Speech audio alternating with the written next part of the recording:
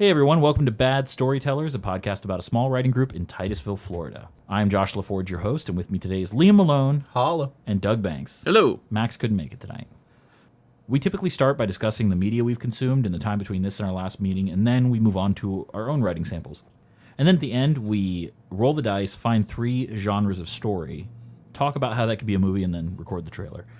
Also, we're now open to submissions, so if you want to submit some of your writing for review, nothing longer than 10 pages, you can write us at badstorytellers@gmail.com. And we'll give you our 2 cents. Give you our 2 cents. Yeah, I mean... Really? I'm giving 3 cents. I mean, it takes a little bit of bravery, but, you know, it's not... We're not going to steal your idea. I think we talked about that last podcast. Nobody wants to steal your idea. If anything, this podcast would prove that it was... Yeah, exactly. We're also completely capable of giving minor advice to maybe make it better, which is the whole point of everything. Yeah, we'll talk about it. But also, I really want to mention this at the beginning and the end. You guys may not have any idea how important it is, but if you rate and review us on iTunes, it really helps us gain exposure in ways that I don't even understand the algorithm, how it works, but we've only had 2 reviews, and it's increased our iTunes exposure immensely. So if you guys are listening and you have an iTunes subscription, please subscribe and just leave us a comment on there, or a rating, or both. You know, if you could do that for us, we really appreciate it. So, our show today. We have a couple retractions. As always. There are 2, and then I have a note. The actor cast to play Shadow in American Gods is Ricky Whittle. And the cartoon that Max watched was not called Border Patrol, it's called Border Town. It takes place in Mexifornia, and it's made by Seth MacFarlane. Oh, okay. All right. But it doesn't look like it's not in the Family Guy style like American Dad or The Cleveland Show. And a funny story, my partner... She confirmed to me that Shaq is absolutely a police officer because her friend worked on his car that they had to install police lights in. Okay. All right. Yeah. Awesome. So let's talk about the media we've consumed. What about you guys? I've been watching Foyle's War, which is a British detective story that takes place during World War II. And it's really interesting, mainly because of the context of the war around whatever's going on. Where, in 1939, America hasn't entered the war, and the Soviet Union isn't fighting Germany yet. So it's just Britain and Germany duking it out completely over British airspace, and everyone's terrified, and they think they're going to lose. Oh, jeez. And there's just a lot of great references to, the British Fascist Party that I didn't know was a thing. So it's one of those shows where I will watch it, and then I will immediately go online and be like, was this based on real stuff? What is the information about it? I could see that becoming a real thing, especially when you're being bombed constantly. Hey, if we had fascism, we'd build more planes.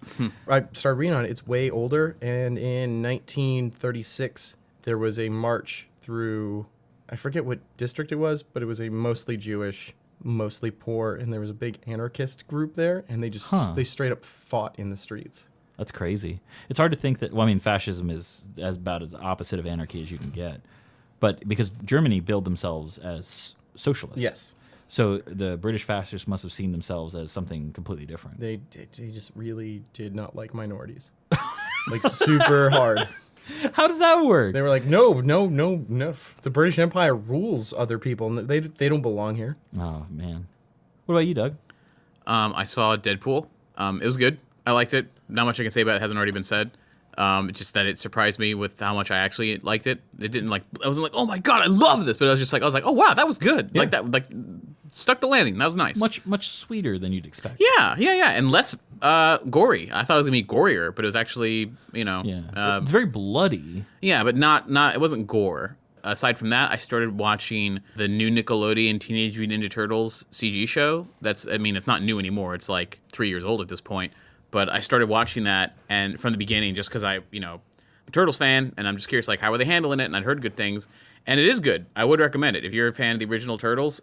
This is better than the original Turtles because the original Turtles wasn't that great. It is really silly. It's very silly. I like the silliness. It is. It's very silly, but it didn't age very well. This definitely has care put into the story, and it's written by people who liked the originals, and I don't know, so I would definitely check it out. It's probably the best thing to happen to Turtles since the first movie. What about the movie with all the crossovers, the Turtles and the Turtles Forever? Yeah, that was really good. Not to mention, I don't remember, when did that come out? Did that come out before this reboot cartoon? It must have, because I was wrapping up the end of the previous traditional cartoon, not the CG stuff. So yeah. Are you watching the CG one? Is that Yeah, the one. That's the one I am okay. watching. Yeah. I watched the TMNT movie. That one. Yeah, the movie was okay.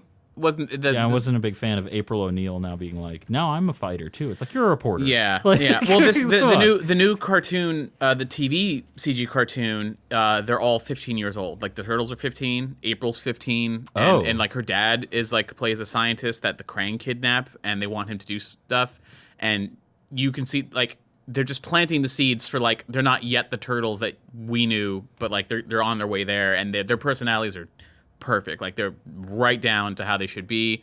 April, she's still growing as a character. Not a lot has happened yet. I'm only a little bit into it, but like she's going to undergo a little bit of training by Splinter because she's being like, at first they were like, you stay here in the sewer while we go and try to save your dad. She's like, I'm stuck here. What the hell? I'm useless. Like I can't be useless. And Splinter's like, what if I teach you a few things? This way, if the Foot show up, you can protect yourself. And she's like, okay. So it's not like you're gonna go be a ninja. You know, it's like. I guess It's going into interesting direction. If she's 15, she's not a reporter anymore. Exactly, So you yeah. got to find something to do with it. Exactly. You can be 15 and a reporter. Yeah, well, you can be 15 and a blogger, and a very famous one. Yes. She is internet savvy, but she's not like a blogger or anything like that. But she's just 15 years old, and she's in early ninja training. I don't know why it bugs me so much. It's just like, come on, can't just somebody be a reporter? Like, Well, I'm sure she will be eventually, but it's just it hasn't yet to get to that point. Casey Jones is going to be a reporter now. God, I love Casey Jones. I love him too. It's so silly. They have a lot of great jokes about what they see on TV, and I can't remember the name, but there's a news anchor. He's going to be her 21-year-old Creepy creepy boyfriend. boyfriend. No, they haven't brought Casey Jones on yet, but the main news anchor, I can't remember his name, but he's just like, you're gonna have to find the retraction for next week, but like it was the most hilarious name. It's this black guy with like a Conan O'Brien hairdo, and he's just like, it's the longest name ever, but it's like, oh, they really like diversity at that news station. It was like all in one human was what it was. It's hilarious. And then Leonardo's favorite show is like Space Heroes. It is literally directly making fun of the Star Trek animated series. Like, awesome. like filmation, Awesome. like the same angles. It's like this, and every time you see a clip of it that Leonardo's watching, it's something you've already seen a million times before, just looped over with different sounds. So That's too funny. it's but I'm enjoying it. As for me, I haven't really finished anything. I've been watching more X-Files and Star Trek. And you're right, once season 4 starts of Deep Space Nine, it's great. Worf is awesome. Great or just better? It's very fun and good. And the Klingon Empire shows up in a big way right away. And Worf is awesome. Worf is the best he's been. Worf gets to be Worf. He gets to be more Worf than he did on Next Gen. Because Picard would always tell him no. Exactly. Well, plus because he's coming on like as a favor, because they genuinely need Worf in more than just his capacity as an officer. They need him specifically because of his connections to Gowron and the Klingon Empire. So he And his ability to know the culture is like, they're doing this. What does this mean, Worf? yeah, right. Immediately, he's there linked to it. So he's a lot more agency in this than he had in Next Gen, which is great. It's really good. And I think a more subtle character, because it's not fire all the lasers all the time. He's like, Yeah. here are the 7 things we could do. Also, one of those is fire all the lasers. And he's really good. He's not. You wouldn't call him good with diplomacy, but he has a lot of insights you don't expect, and especially when it comes to Gowron. Do they ever address the plot thread that they never wrapped up on Next Gen between him and Deanna? Is there like an offhand comment where it's just like, I had to move on because things weren't working out, or Not is it yet. like Not yet. They haven't. But it's good. I thought they implied that like maybe that's why he left the Enterprise. No, at least I didn't get that at all from that. I mean, they may do that later, but not yet. That's it for me. But today I want to talk about first. We all saw the Ghostbusters trailer. Yes. All right, now I think in the interest of full disclosure, Doug is a ghost master. Doug's basically a DM of a Ghostbusters Actual RPG play. podcast. He's actual edited podcast. the new version of Topin Spirit Guide. Right, exactly. If you want to tune in and hear that, you can find it on nerdyshow.com. I highly recommend it. It's a lot of fun. So clearly I have a lot of opinions. Yeah, let's hear it. What do you got to say about the Ghostbusters trailer? In a nutshell, I think the movie could still be cool, but the trailer was weak. Like, I think I feel like it was trying to play up nostalgia a lot and like lowest common denominator humor, and it reminded me a lot of the Jurassic World teaser that came out. If you remember, it's just like, we'll play the piano one note theme.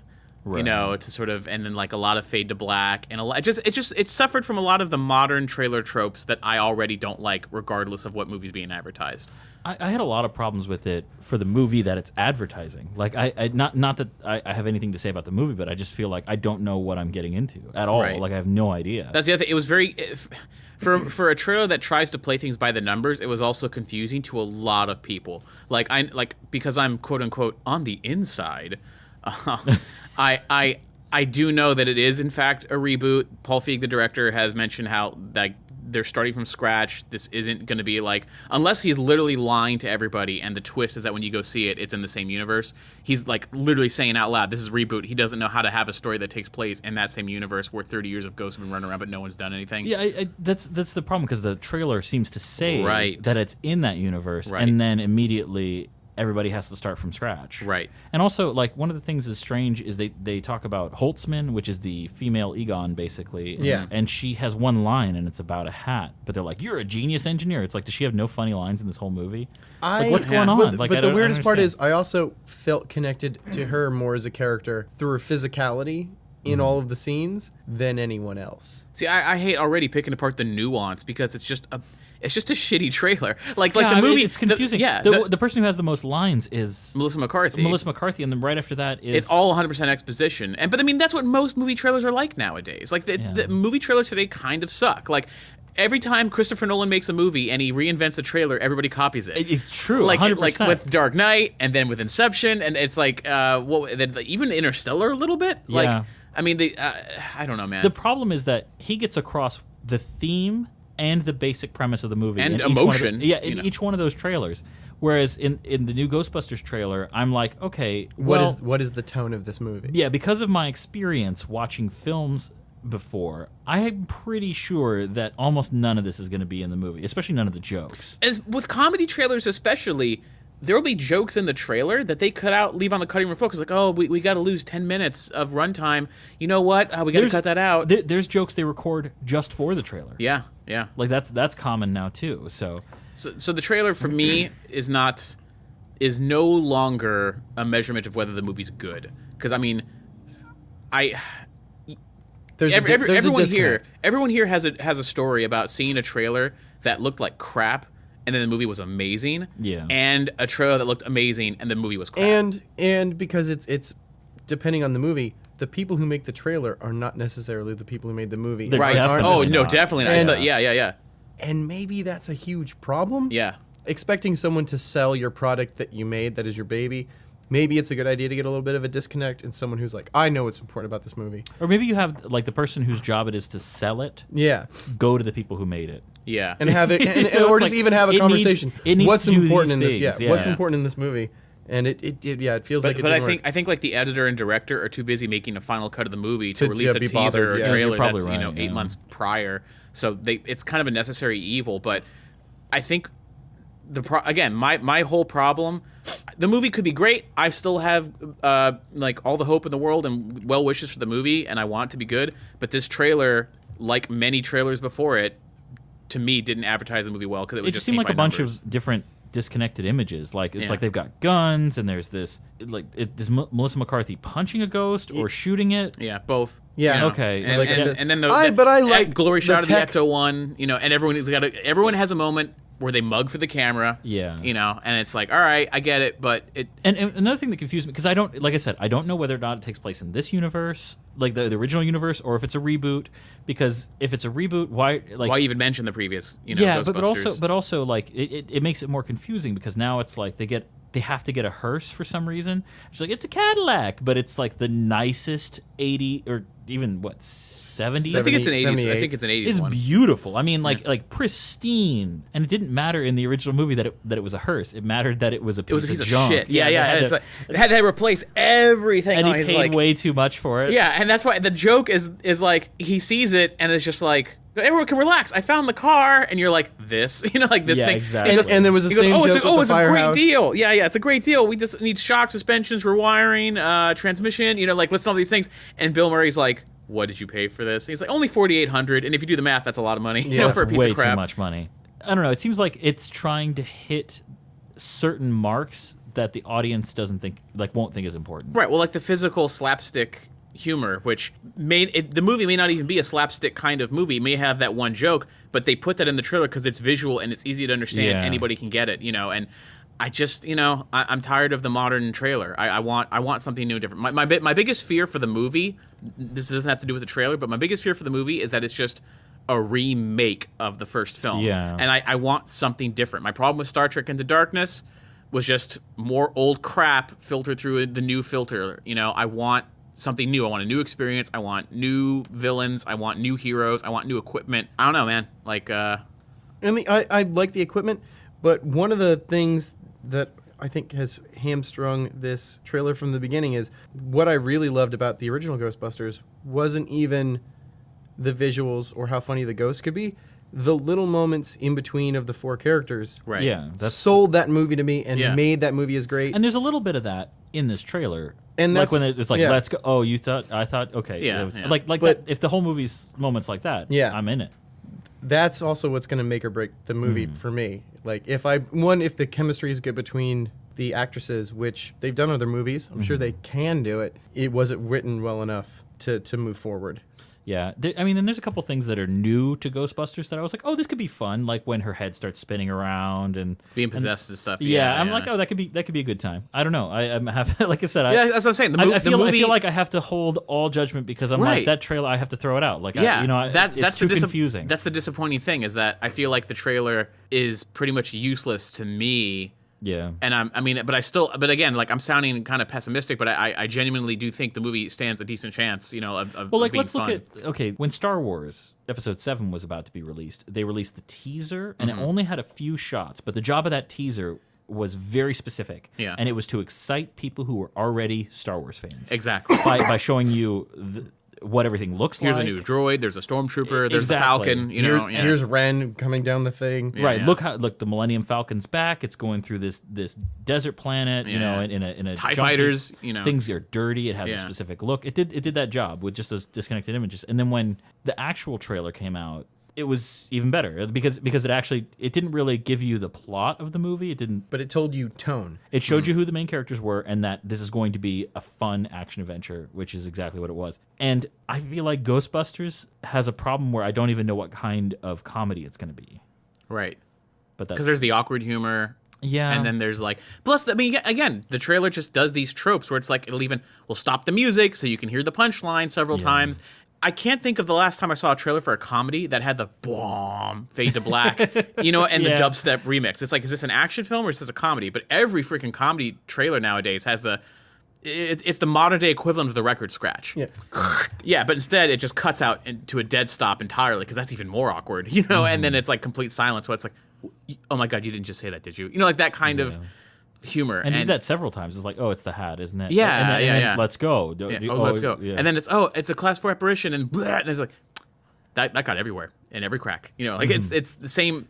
And what I punchline. noticed about that scene too, I'm like, you know what? She's probably saying that about something else. Maybe Because this is where is she? all now? out of context. Yeah, Yeah. I have no And there's even context. shots where they're in the original firehouse.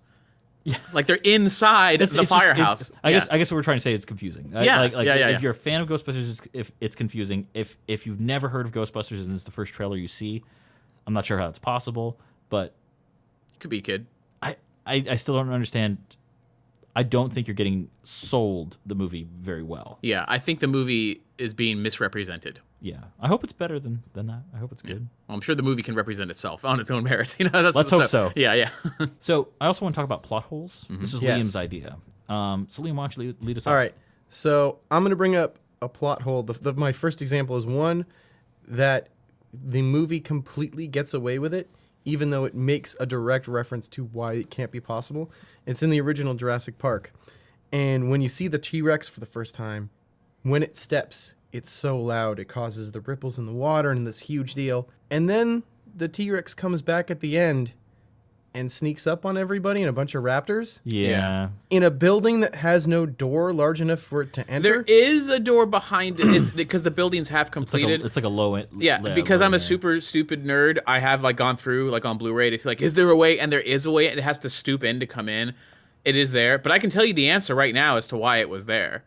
They wanted the T-Rex to come back. Yeah, because at the end, originally the ending was they're escaping the raptors. The dinosaur bones fall on it and kill the raptors. Oh, so it's like metaphorical T-Rex bones killing the raptors. But Spielberg's like, you know what? We got to see that T-Rex one more time. That's not as fun. Yeah. But I'm going to talk about it because it's a plot hole because it doesn't make any sense based on what you know about the T-Rex. It breaks the rules that are set up originally. It's so gratifying and feels so good. Your brain is like, don't even think about it. I don't care. Of course, I can give you a plausible explanation. I don't need one. I'm gonna give it to you anyway. The T-Rex, because there are other times, because you say when the T-Rex is approaching, you feel the tremors, but other times in the movie you don't feel the tremors, or it's not really noticeable. In theory, could it be that when you don't feel the tremors, is because the T-Rex is hunting you, and it's being sneaky on purpose? Maybe, but but that's never explained. Grant says, he wants to hunt. Don't you understand? But it's never explained directly to the audience. But that's for me. That's an example of getting away with it by one, knowing what the audience wants, and two, realizing that that's not important in that moment. Right. I got another example of that, but go ahead. Now I'm going to bring up Jurassic World. Oh boy. I full disclosure, I have not seen this movie. There's a moment where there's a lady wearing high heels, and Chris Pratt's like, you can't wear those shoes. They're not practical for going through the jungle. Mm-hmm. And they even make mention of it. She's like, fine, I'll take them off.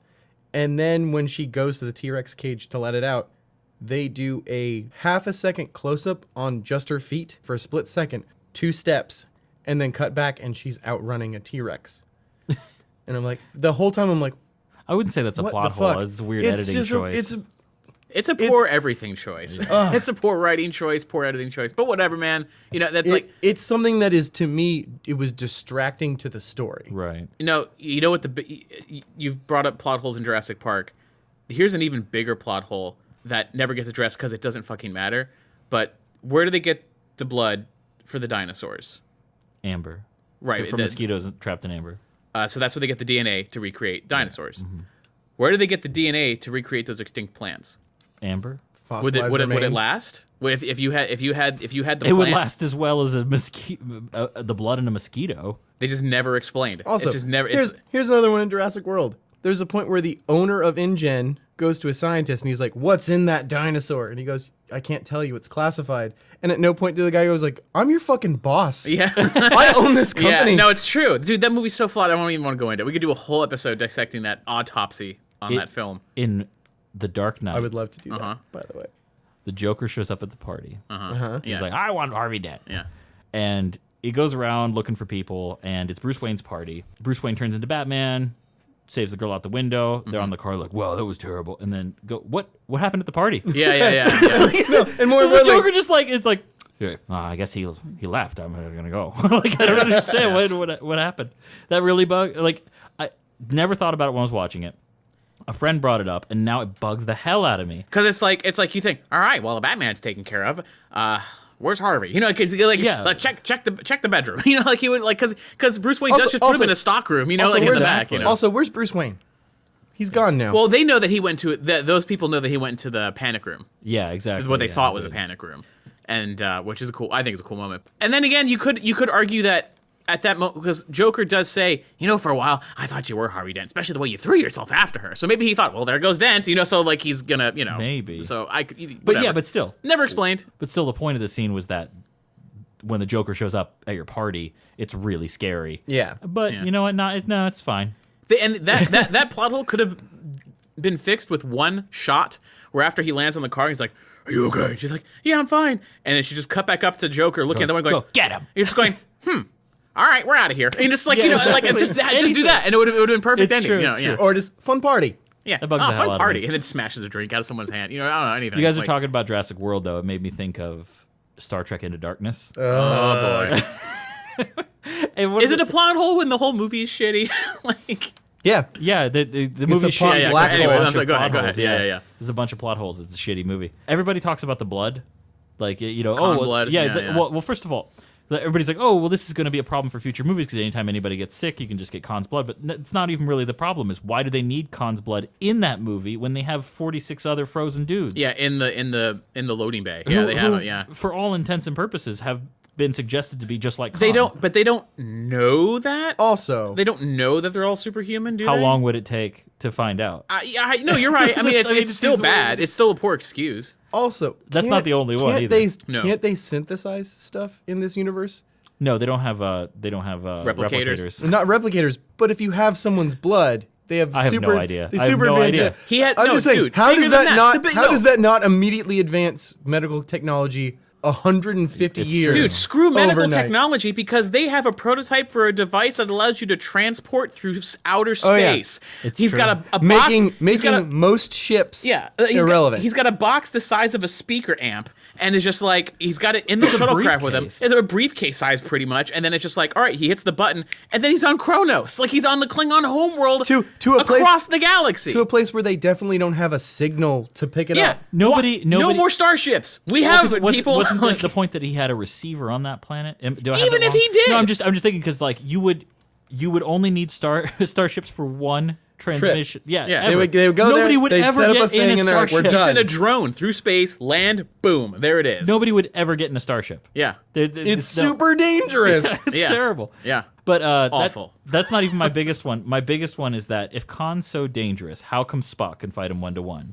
Yeah. So the way you beat Khan is It's a just fist fight. Is just two Vulcans. Yeah. Just get two of Or them. no, a Yeah. Vulcan and anyone else Yeah. who can fight okay. Well, that's what happened in the movie. It just didn't seem like that big of a deal. He's Two pictures Vulcans the suit- versus he Khan, kills yeah. 20 Klingons. I know. 20 Klingons. And then, but one Vulcan he stand toe to toe with him. So I don't see why this guy is such a huge problem.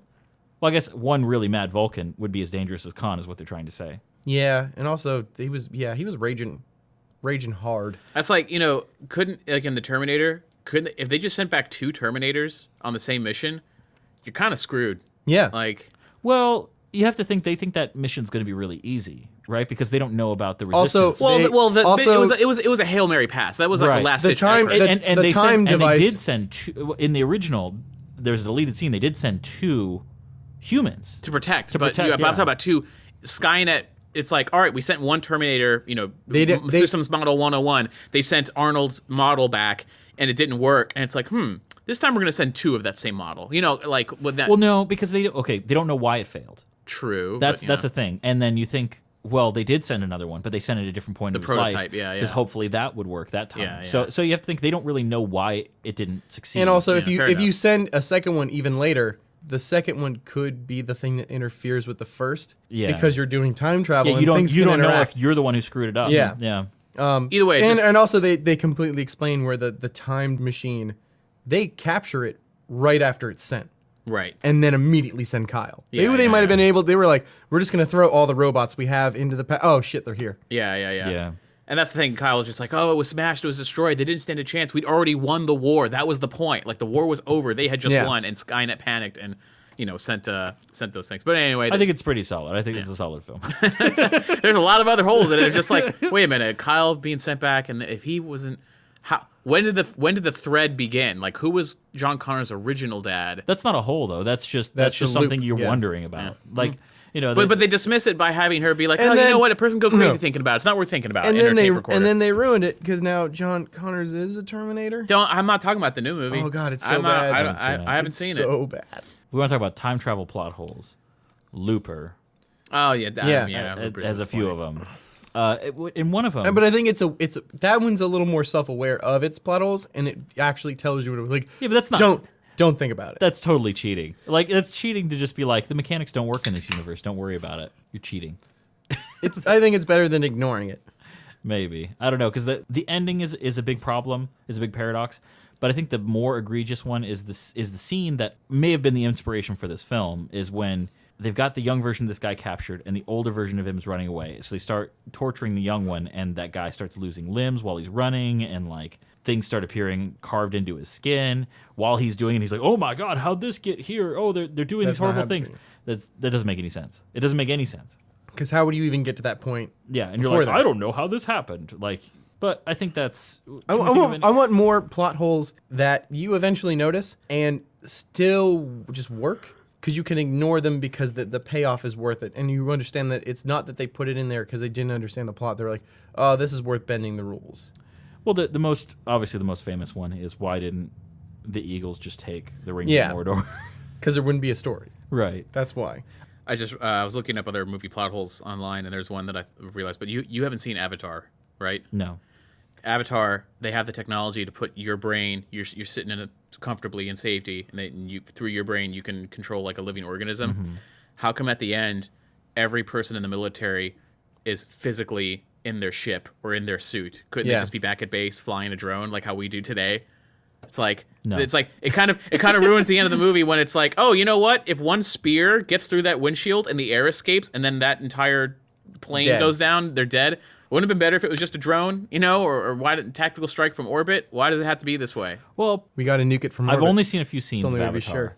but I know a lot of the robots are human shaped, right? Ish, yeah, like and Mech Warrior, yeah. Well, they've got hands and stuff. Yeah. It might be because they're multi-purpose, and you really want a human pilot if you're going onto an alien planet. You want to do research and work and stuff like that. So they're like, oh, well, we'll make a gun that this thing can hold, and it could shoot as well. Maybe it wasn't meant to be a military weapon. Maybe it's is what you're both. saying? Maybe it's a both. loader and an assault craft. Even yeah. okay, fair point. But even then, why don't they just? They're talking about a shock and awe campaign. Why don't they just scorch Earth?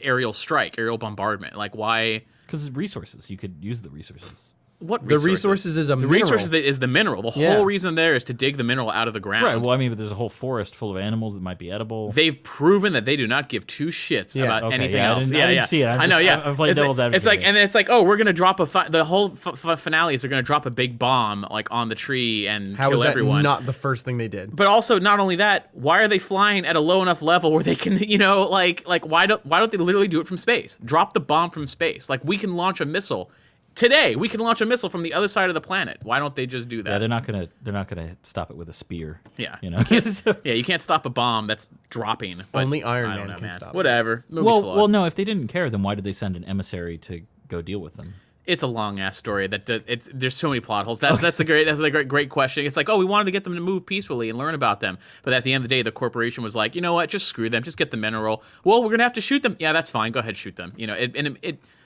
Dude, there's so many problems with that movie. Okay. It's like so. Again, we could do a whole episode about that. I would love to do bad storytellers shit on things. The mean version of this. Just part. every yeah, once in yeah. a while, we're like a thing that I hate, and you just bring to the table your presentation of like, I hate this Here's thing. what I hate. I think mine would have been Star Trek Into Darkness. Yeah. As I could go on for another hour about it. The first one for me would be Jurassic World, without any. Yeah, we could say Any I felt insulted sitting in the movie theater. Like, I didn't feel insulted watching Into Darkness because it felt like somebody who made it really cared. I had so many questions that I thought this really could have used somebody who wasn't intimidated by J.J. Abrams to be like, hey, hang on, like no, this doesn't make sense. You just need to redo this. You need to rethink this part because especially also recast Khan. I just think What it's was just, that- just what was don't that- call him Khan. Yeah, that would have solved everything for me. But we should save it for a future episode where it'll just be bad storytellers bitch about blank, and then just like I think my biggest problem, the one because I can forgive plot holes in movies. I'm fine with it. I can forgive them all, as long as I'm having fun in the movie. Yeah. The one mistake of that movie that just in theaters I was like, what? Like I just lost it. Was Kirk is in the radiation tube. Yes. Kirk is dying, and they're trying to recreate the scene from Wrath of Khan, yeah. where Spock is the one dying in the Yes. radiation tube, and Spock puts his hand up against the glass in the Live live long long, and yeah. prosper to Kirk, who's outside, who's going to live. In this one, because they tried to flip it, Yeah. Kirk is dying, and he puts his hand against the glass, and he's like, I'm dying, and Spock goes down and puts his hand against the glass, up against Kirk's. And they're like, oh, okay, this is this moment, that's fine. But then Spock makes the live long and prosper sign And with it's his like a hand. It's like, I'm dying, you dick. I'm not gonna live Yeah. long and prosper. I'm in this tube dying in front of your eyes. Yeah. Yeah, And that's what drove me nuts. Spock's supposed to be the cold, logical one, but in every movie so far, I mean, there's only two. He's the but most emotional character. He's in the most movie. emotional character because he loses his shit. He's barely got it contained. Yeah, It's and then he does it because he screams, Yeah. whatever. And that was a big moment that worked in the first one because he was trying to prove that he was emotionally compromised and couldn't. Right, that was a story point. It was a story point, Yeah. and also he just watched his homeworld be destroyed, which Yeah. is a thing that Yeah. Yeah. most Again, individuals story point. Yeah, most individuals We'll never see that. Yeah. Anyway, we gotta Yeah. we gotta save this to some kind of. I want to shit on more. I don't things. see. It's so You gratifying like to me in being a weird mean. way. I'm not really big into being mean, but it could be fun. It could. If you were a gaffer on that movie, you probably did a really good job. It could be fun. Oh, did the lighting? Yeah. Oh my sure. god, no. The production, Costume great. design, Oh yeah. special effects Spot were on. good. You know what could be fun is to take both points, like things you liked about this film, and then somebody just literally everything someone could hate, and we'll make it a fictionalized version of ourselves ranting about all these horrible, because like you're like, and his fucking hair, and just really get into it. The makeup. Everyone looks beautiful in that movie. What are you talking about? All right, well, on to our own shitty work. Yes. The shitty stuff full of plot holes that we write. Yeah. Let's. Yeah, it's like if J.J. Abrams were here, I'd be like, dude, what the fuck? But with Liam's like, Liam, I think you guys just gotta work on that, you know? J.J. Like, it's Abrams. like- J.J. Abrams would open my little booklet that I printed out of my work, take a shit in it, and close it. He probably wouldn't. He seems pretty nice. But the he'd have every right to, is what we're trying to say. yeah, he'd have every right to. No, I think I believe he has thicker skin than that, and he'd be like, yeah, I could have done better. It just seems like that's a gangster move. Like you'd pull that move. You'd be like, "Yeah, you know what? You want to take a guess on how much money Into Darkness made for me? I used that money to open 6 schools in underprivileged districts." You dick. So, all right. Donated under Leonard Nimoy's name. Like, that man was my hero, and you made fun of him for being in my movie. Well, all right. So let's get. So Doug and I turned in things this week. Liam turned in a project for a tabletop game. Yeah. And that's something that we're going to try. We're going to record after this episode and maybe release it as a separate thing where we actually get into tabletop a little bit. But it's not as directed to our kind of storytelling and critique and stuff like that. We're actually talking about tabletop gaming systems. So we're going to see. This is the world where my Goblin story takes place. Cool. Like, I think that's a cool idea. It is that world. That's a great way to take advantage of world building and making sure your world is somewhere that a character can I live. built the world first, and I was like, oh man, it would be great to like have a detective story in this in this universe. I was like, but who would he be? A gruff dude? And I'm like, no, that's lame. It's like a little shrimpy, ugly thing that everyone hates. All right, well, Doug, you brought in the first 4 pages of Planet Without Christmas. Yes. Tell us what's in it. Well, it's the first scene of this is introducing the character of Captain Nicholas Spriggs on his ship. I wanted to try and give you an idea of like what his job is without just having like the exposition crawl across the bottom of the screen. Like, this is the the SS 5071 whatever destination RS2 cargo. This like I didn't want it to be like a cold science fiction opening like the beginning of Alien or something like that. Right. Which works for that tone and that narrative style. This is not it. With the text across the screen. Yeah. So without doing that, like, all right, how do I introduce the ship? How do I introduce the concept of the artificial intelligence, or rather the virtual intelligence that is talking to Nick?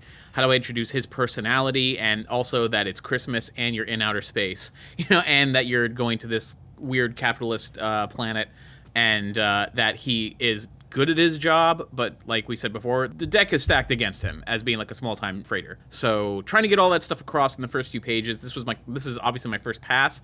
I feel like it runs a little long. I don't know. I don't write scripts, so I feel like my input is not even less valid. Like I have much less experience dealing with that. No, just I think that's a valuable viewpoint as well. Because I don't write prose, so you take my advice. I have no idea if it runs long or not. I mean, it was a breeze to read. Everything flowed and made sense. Even just reading the script, I could tell what was going on. Yeah, which is what a script is supposed to do, right? Yeah, and there's not Great. much. That's the thing. It's only like the first 4 pages. There's really not much you could tell me because it's like I don't know if that's a setup and a payoff for later because it's literally like the first. Like, there's not a lot of story notes. Right. But right. I've got some notes for you. It sucks. No. Number 1, take it, throw it away. Never talk about it again. Small stuff. Like, okay, so on the first page near the top, you say he crosses into the ship's mess deck carrying a half-wrapped present, and then it's followed by interior mess deck. It should be continuous.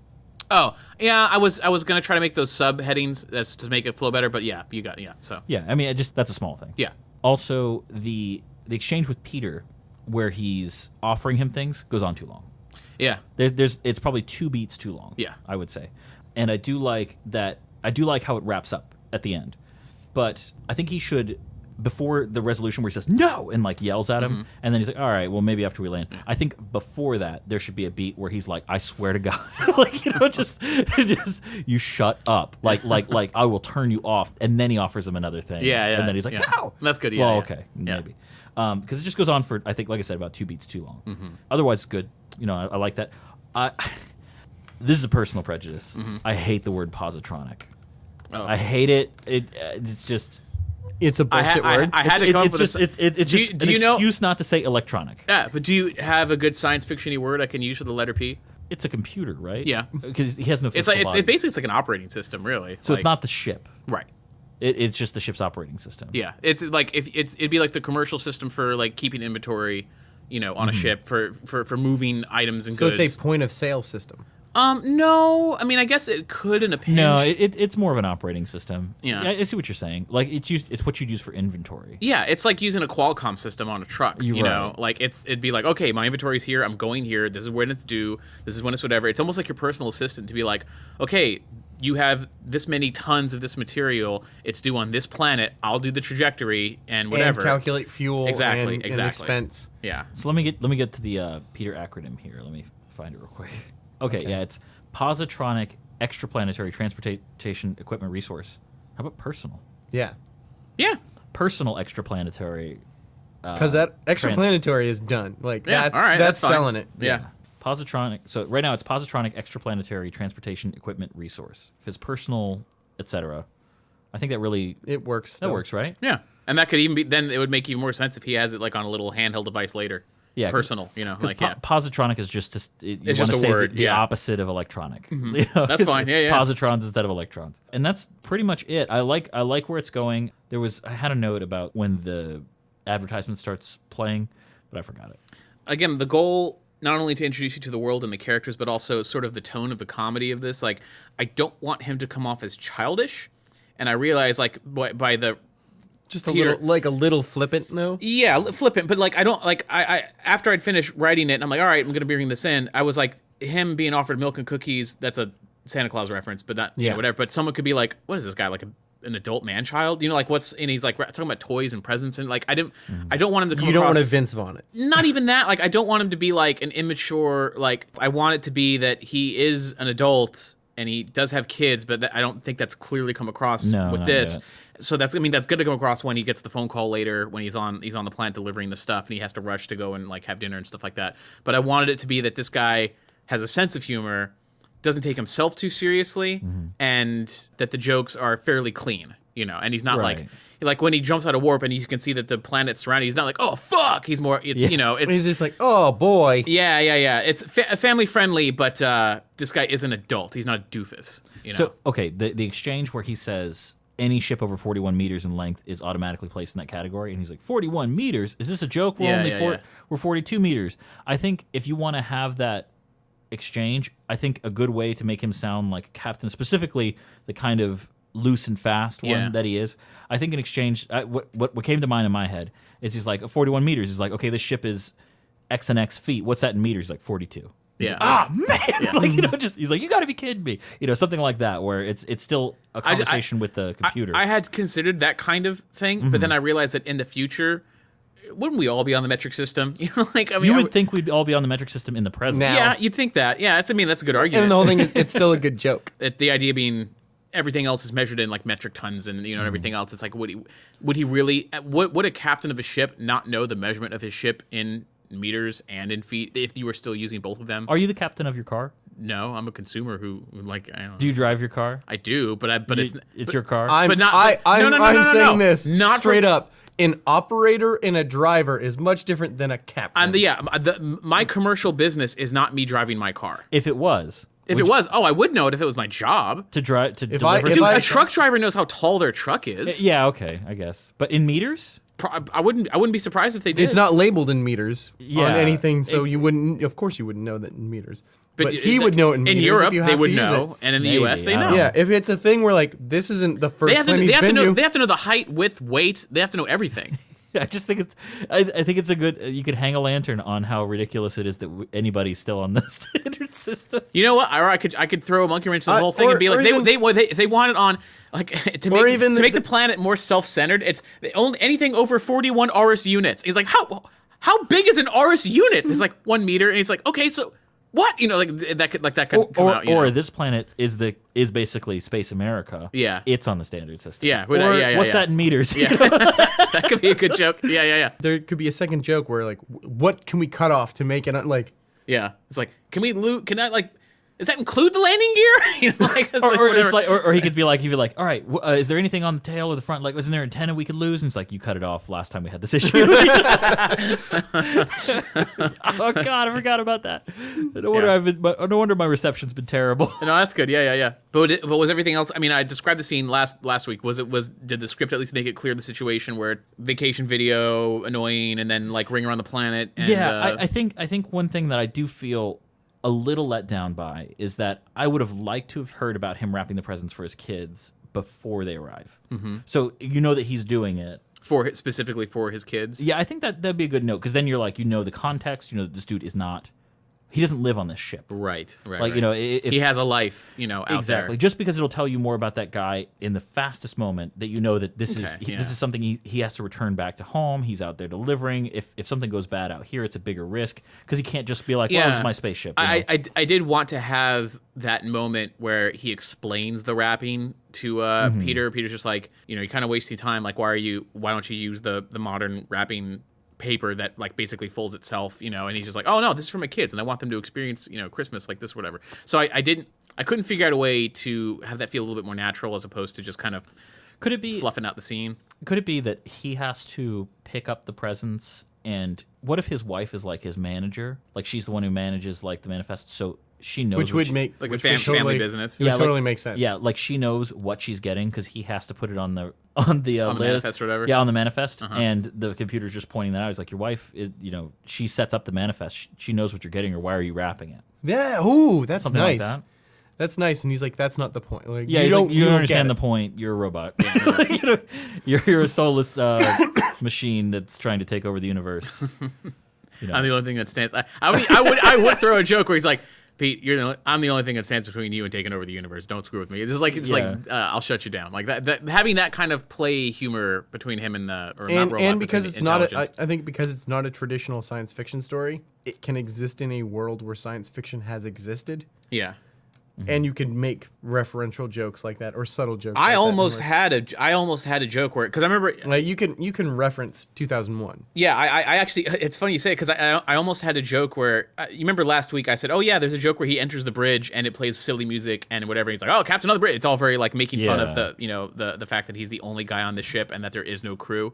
I had a moment where when he stepped onto the bridge, it started doing that, and he's just like, all right, give me a damage report and update. What are the Klingons doing? It's like, oh, nothing here, command. It's like they started LARPing almost, like on the bridge. But I'm like, that's gonna get way too confusing. Yeah, and it's way too over the top, silly. It's you jerking off on the page. Yeah. It was just way too. That was me. That would be me trying too hard to make him funny. When instead it's like, okay, he's got a job to do. Let's get to work. Like we're dropping out of warp in 30 seconds. Like this is a guy who is funny normally. Yeah. So he's just doing his normal things and he's funny. And it's like, especially when you're about to drop out of warp to make delivery, now's not the time for fuckery. Like, it's like we take this serious at least at some point. Now, another very minor note is that she says FastPass to skip the major shipping line. He says, we're not a major shipping service. Maybe different terminology. Just because it's major sounds very loose and maybe vague. Commercial shipping service, or just something very specific because it could even be a made up word. Class A or whatever. Exactly, we are not a Class A like that. Something like that would be perfect because when you say major, it sounds subjective. True, yeah. We're dealing with large ships, right? Yeah. 42 meters. That's all I had. Cool for you. What about you, Liam? Do you have any thoughts? I liked it. I have this weird moment every time I read the script where I have to remind myself that I'm probably not going to get to see this, and then I get thanks for the vote of confidence. And well, no, the only thing is like, or I really want you to read Dracula's, or I won't like. It's not like we're gonna get this done, and then the first thing we're doing is like, well, we're gonna fucking find a camera and let's go, man. That's it's funny you say that because the more I write a script, I'm like, why am I writing things that I can't shoot? And that's why I wrote that thing with Malachi. I'm like, maybe one day we'll make this. Yeah. Like, we can do it because it's only going to get made if we do it. Nobody's going Right. to give a shit about us until we make something. And also, all right. What I brought in is still, I think, probably the first half of the third chapter. really? Yeah, Okay. probably. We're going to spend a long time in that house. Just the ending is so good though right now for a Well, chapter. explain to the listeners. like, Right, are you what gonna the are you gonna situation is. pad it out or is you gonna go past it? Go past it. Oh no, that's You a think good I end. should? You think I shouldn't That's pad such it a out? good end of a chapter. I might pad it out a little bit, but okay, I'll consider. That's it. I'm just I'll saying. consider it. Oh, and So like, in summary, what's the chapter? The chapter is Malcolm has arrived in the jail cell, the makeshift jail cell in Kilvin's home, and is learning their language and getting used to the idea of being a prisoner and not knowing why to an alien species. And he and Kilvin have a couple exchanges where Kilvin is trying to set the groundwork of teaching him their language so that he can interrogate him, and Malcolm is trying to figure out why. So there you go. all right. What were your concerns? I remember last week because we were talking about how do you make this like montage-ish, but not really. Yeah, it and needed it to the be pacing. scenes, Yeah. like actual scenes. And I think that turned out really good. Oh, thanks. You know. Yeah, I definitely. I'm sure you can see. I went with the suggestion that we all came up with. The idea that he was from space is kind of silly to them. Yeah. And they don't believe him. Yeah. But try to do it a little less directly, where it's like I'm from space, and like, haha, that's ridiculous. You Yeah. know, instead, they're actually having a conversation where Kilvin's keeping the fact that he knows that it's a lie secret from Malcolm. That was weird. Like once they started talking, there was a really great exchange. Yeah. Like I Oh, good. yeah. Like I'm worried that Kilvin feels. All right, I want him to feel a little stiff. Yes. But I don't want him to sound wooden. You know, like he's not, like he has no actual emotion.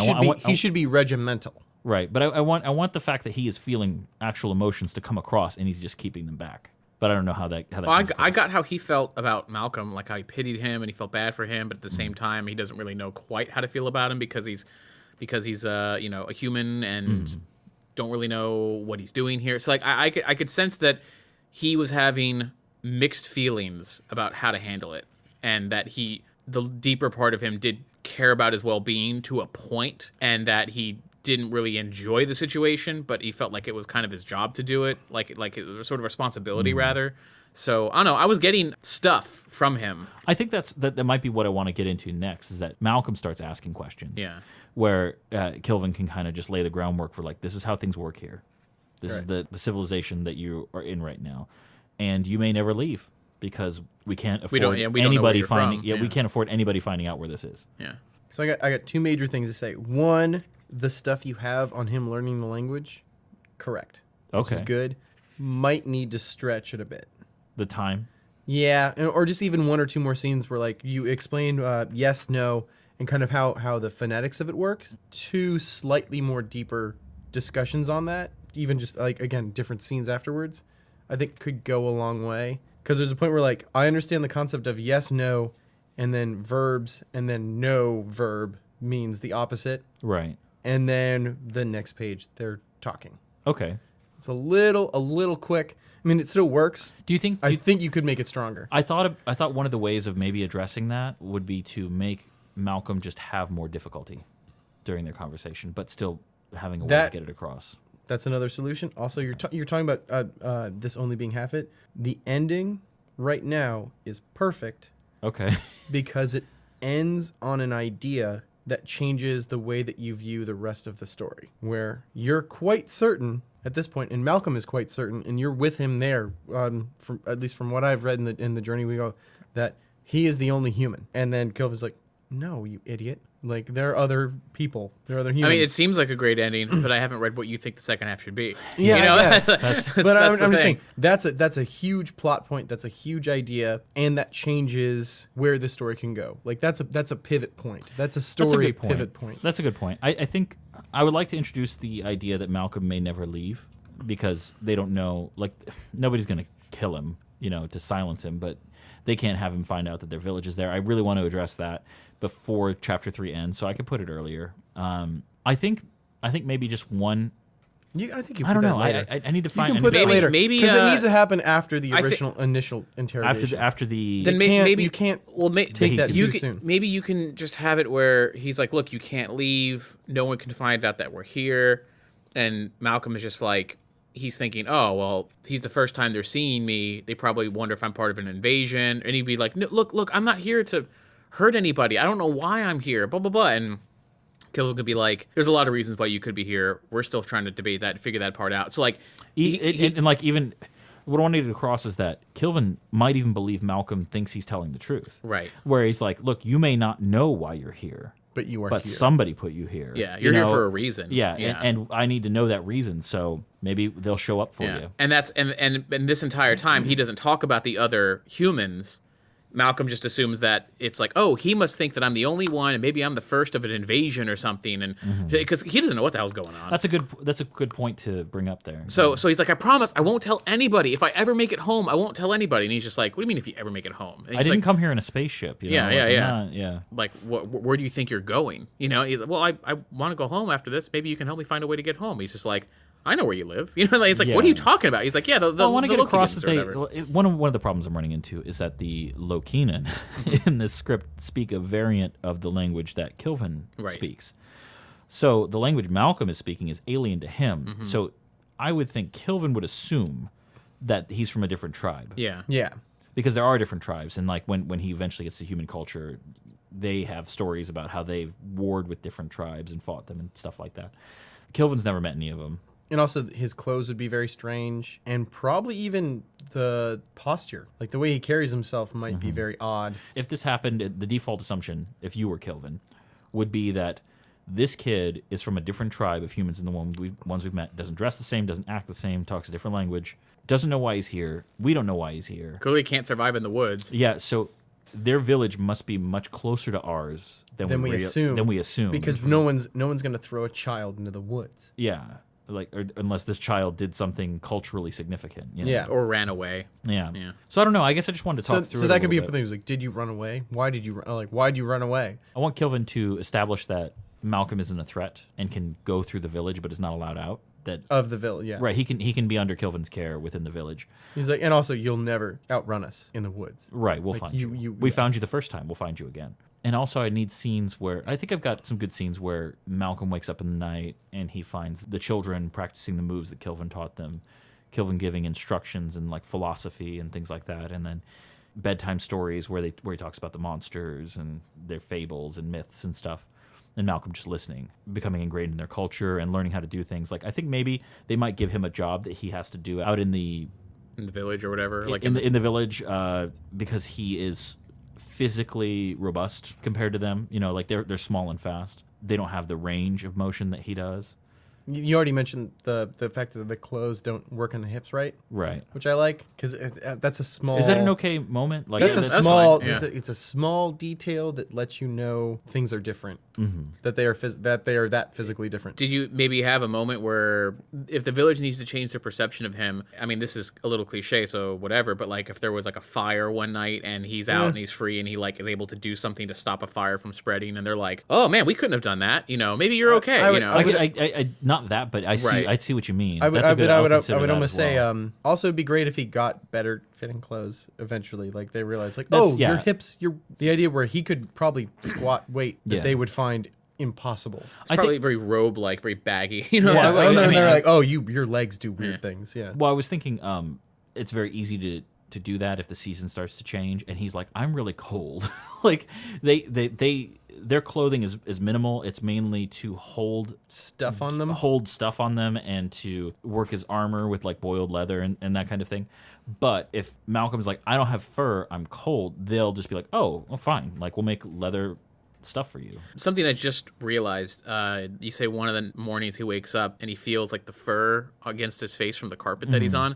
I don't remember if you specified what that animal was. I didn't. Yeah, so it's like, for thinking back on it now, I'm like, I know this is not what you meant, but someone could mistake it for, what is that, like, are they cannibals? Like, what the fuck? Like, are they eat that's each a other? good idea. Yeah, it's okay. Like, or just like if it's like the fur of like a large, looks kind of like it used to be a pig or a bear, or was striped. Yeah, just something right. different. Not fox hair. Right. Something that's just like, if he looked at the rug that he was on, it's like, this is some kind of large beast because it's like the entire floor or something. Like, I don't know what this was. Maybe it was like a bear, but that could solve the clothing issue too, because when he gets cold, he's just wearing like leather breeches. Yeah. He could wrap that around himself for warmth when it gets nighttime, and Kilvin's like, let me cut some holes in that. You know, Yeah, like, yeah. Just a bear robe. Kind of like in The Revenant, where he gets the bear skin around him, but without being mauled first. Yeah. Okay, you guys gave me a decent amount to think about. I think I can move forward from that. Yeah, I really appreciate it. Thing going forward is that I want to say is like keep to those small details. I ate that shit up. The father thing after the language Yeah. was a bit of an afterthought. What'd you guys think about that? Liked it. Me the mentioning like, I wonder if my dad was like. Don't- Yeah, It did feel a little out of nowhere. It wasn't it bad. definitely was. I Yeah. pretty much pasted it there. Yeah, because yeah, I didn't yeah. know where to put it. Because I was. You can maybe do a little bit more work to develop into it. Well, not mentioned a lot. it's been a long time since I read the first and second chapters. Uh-huh. So I didn't remember like exactly what you'd said about the dad, other than that he obviously wasn't currently there. I did not mention that he was in jail, Right. as far as I remember, which was I didn't really want to bring it up until it became relevant. And I think if Malcolm's Also, in you jail, can. Yeah. that's relevant. That's would be, when you can, That yeah. would be a relevant point to bring it up. And I'm not saying you need to bring it up earlier. It was just that having not read the first and second chapters in so long and not really mentioning his dad like at all, I wonder if the impression was, oh, he's just a deadbeat dad, he's just not there. But suddenly saying that, okay, no, he's in like.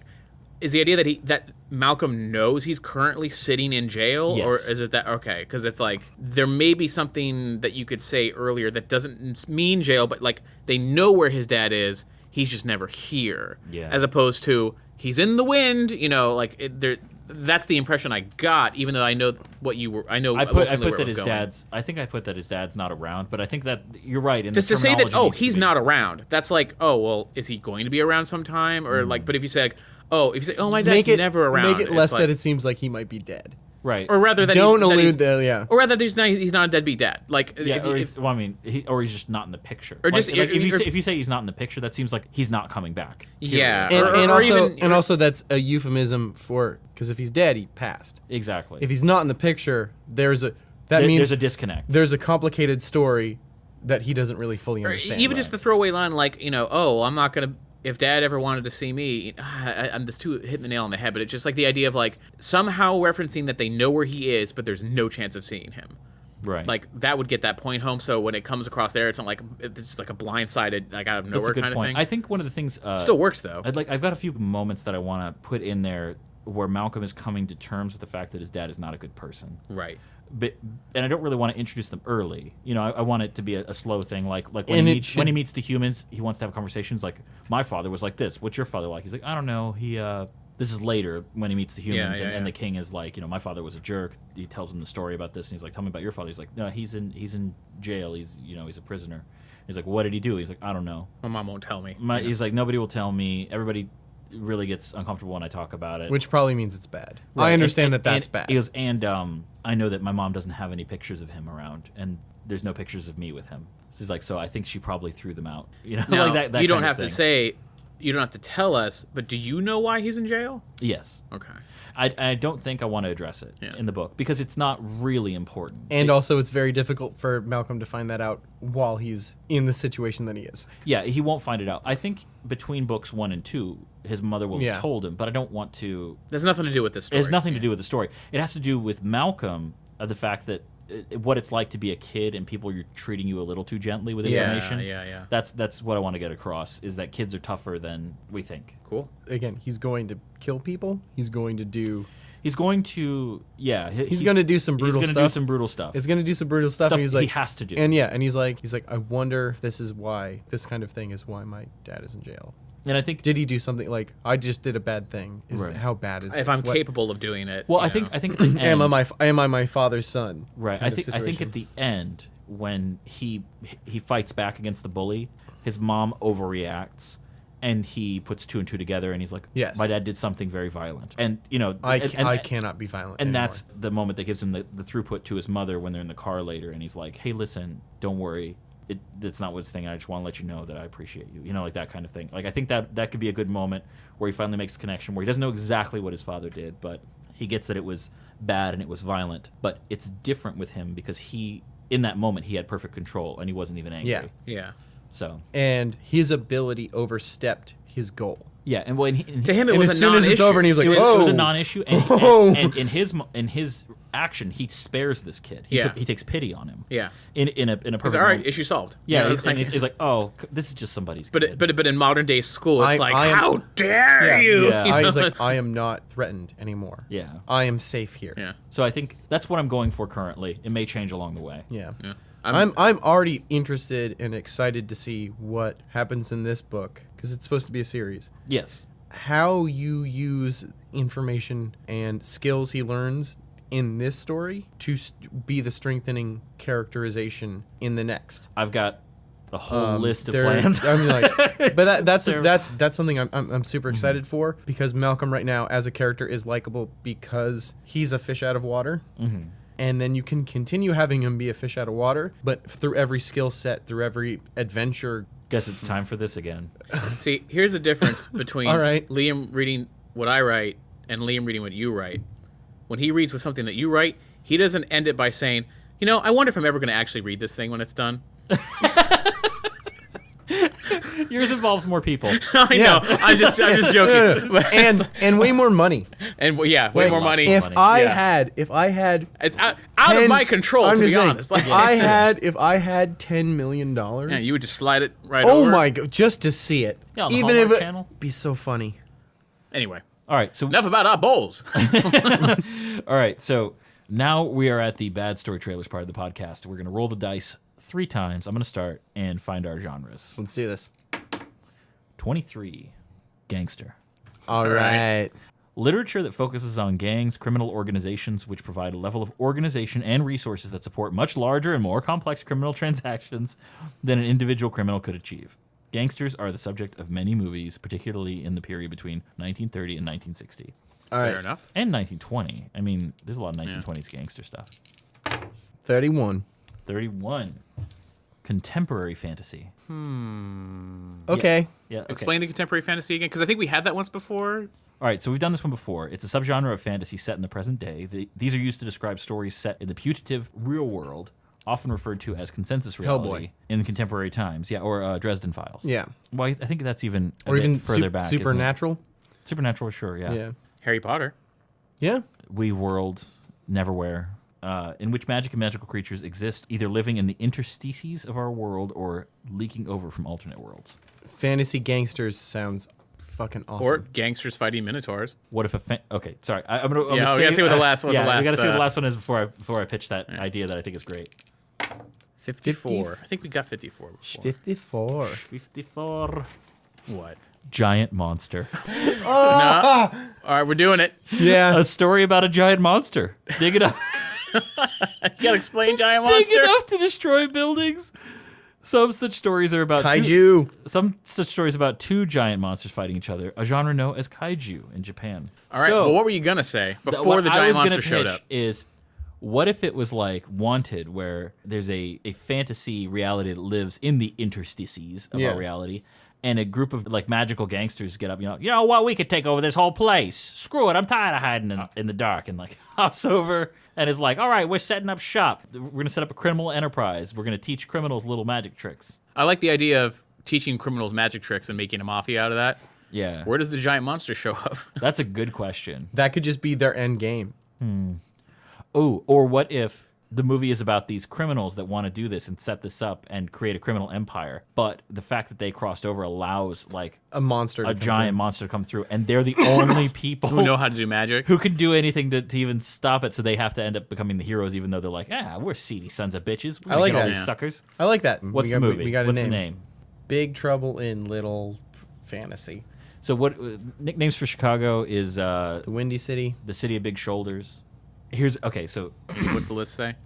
it's the Windy City, Second City, Chi-Town, Chicagoland, Chi-Town sucks. City of the Big Shoulders, I like Second City. and Hog Butcher for the World. I was thinking, what if we call it Second City? Hog Butcher of the There's. World. I think Second City is a great idea. We can do better though. The Second City Gang? What would the fantasy city in Chicago be called? But it's not really in Chicago, though, because they have to, you know what I'm saying? Like, there Yeah, can't be that but many I mean, magic but users it around. is. They're the only ones there. But I mean, there is a physical location. You just can't get to it. It's a pocket. There's a bunch more. Beirut by the lake, Ooh. Shy City, City by the lake, City in a garden, City on the make, Great commercial tree, Heart of America, My kind of town, Paris on the... I actually like my kind of town. Yeah, I do too. Paris on the Prairie, Sweet Home, That Toddling Town, The Big Onion. I like that one too. The Big Onion. The Black City, The Shy, The Chill or Shy Ill.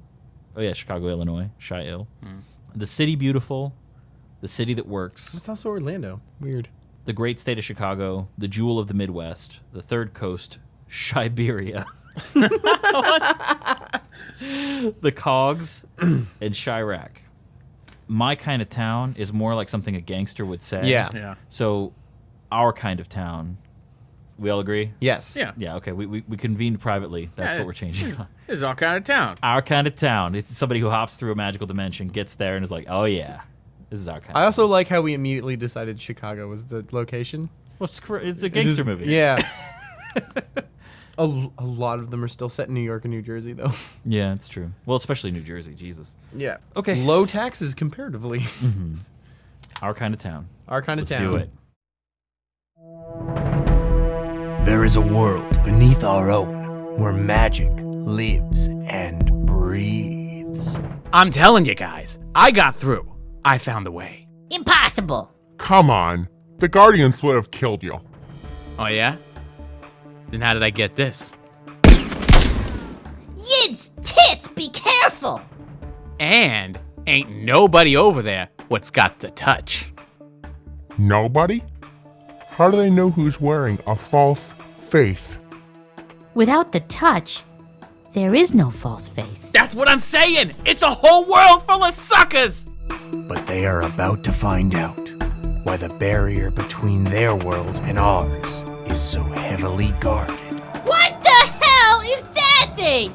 It's Thurt, the fire giant. Oh, it's tearing the city apart! Where's the Praetorians? They're on the other side of the barrier. Someone's got to bind it. Ah, damn it! I did not cross over to be a hero. Get a piece of the action in our kind of town. Thank you all for joining us for this episode of Bad Storytellers. I'd like to thank my writing group, Doug Banks, Liam Malone, and Max Wessel. All of our writing that we discussed can be found on our website, badstorytellers.com, along with the show notes. And for any questions, suggestions, or cynical critiques of our work, please contact us at badstorytellers@gmail.com. Also, if you dig the show, please leave us a review on iTunes. It really helps us gain visibility among the other writing podcasts. As always, I am Josh LaForge, and I'd like to invite you to join us next week on Bad Storytellers. I like the idea of them coming up with names like the guy has to wear a scarf over his mouth because his mouth isn't human, and they're like what's his deal? And it's like, oh, that's Jimmy. He got herpes.